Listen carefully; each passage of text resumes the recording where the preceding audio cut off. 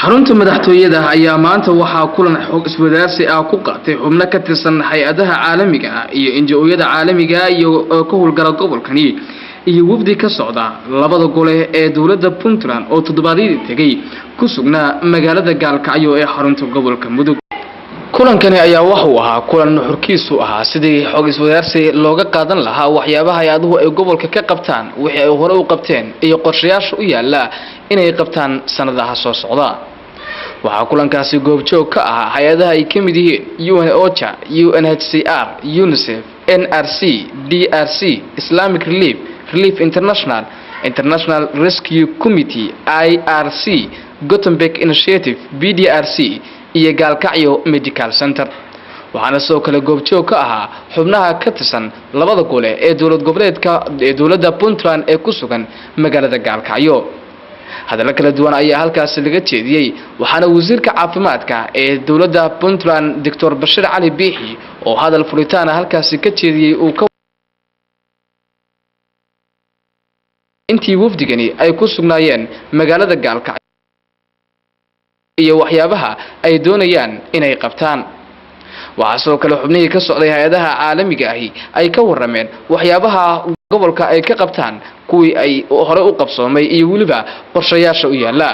waxaa laga codsaday sidoo kale hay'adaha in ay muddo 2 maalin gudahooda ay ku soo gudbiyaan qorshayaashooda iyo ajendayaasha ay doonayaan inay wax u qabtaan. mas'uul ka socda hay'adda UNOCHA oo u hadlayay hay'adaha UN-ka ayaa waxa uu tilmaamay in hay'adahaasi ay ka shaqeeyaan arrimaha horumarinta gaar ahaanna dhinacyada ay ka mid yihiin dadka soo barakacay iyo waliba taageeridda dadka ay abaaruhu saameeyeen. waxaa kulankaasi soo gabagabeeyay gudoomiyaha baarlamaanka ee dawladda Puntland Cabdirashiid Maxamed Xirshi oo ahaa shir gudoonka kulankaasi. waxaana ugu baaqay dhammaanba hay'adaha kala duwan in ay ka shaqeeyaan horumarinta deegaanka iyo dadka. anagu sida uu wasiirka caafimaadka u faahfaahiyay ujeedada iyadu laba qodob oo muhiim ah oo ma fahmaysa halkaan aanu nimid waxay ahayd dhinaca amniga iyo dhinaca abaaraha. waxaa kaloo iyaduna noola socotay bulshada qaybaheeda kala duwan waanu la kulannay waxaana si wada jira isugu afgaranay wada shaqayn. idinkana waxaan idinka rajaynaynaa wada shaqaynta lagu heshiiyey waynu ku soo dhawaynaynaa dhinaceena.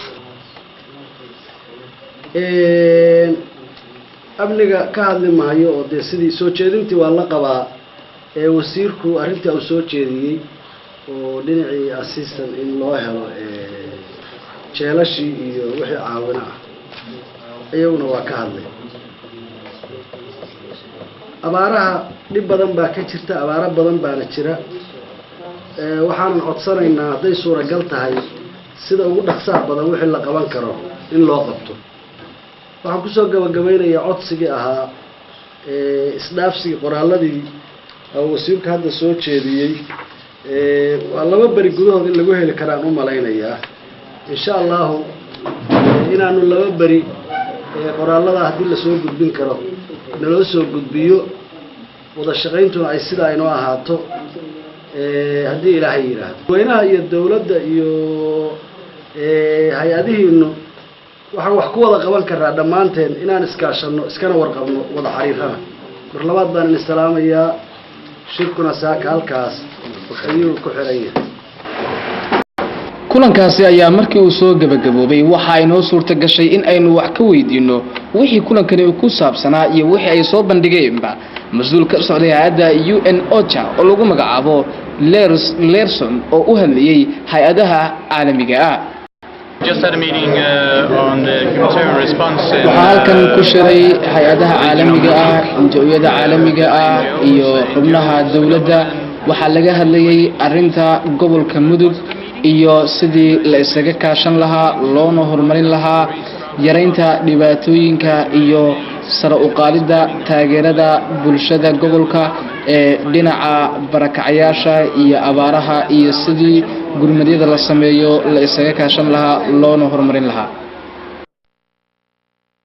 caafimaadka ee dowladda Puntland Dr. Bashir Cali Biixi oo kulankaasi ka hadlay ayaa sidoo kale isna waxa uu tilmaamay waxyaabaha gaarka ah oo ay awoodda saareen intii shirkani uu socday iyo nuxurka kulankani waxa uu ku saabsan yahay oo ay doonayaan in ay hay'adaha ay u soo bandhigeen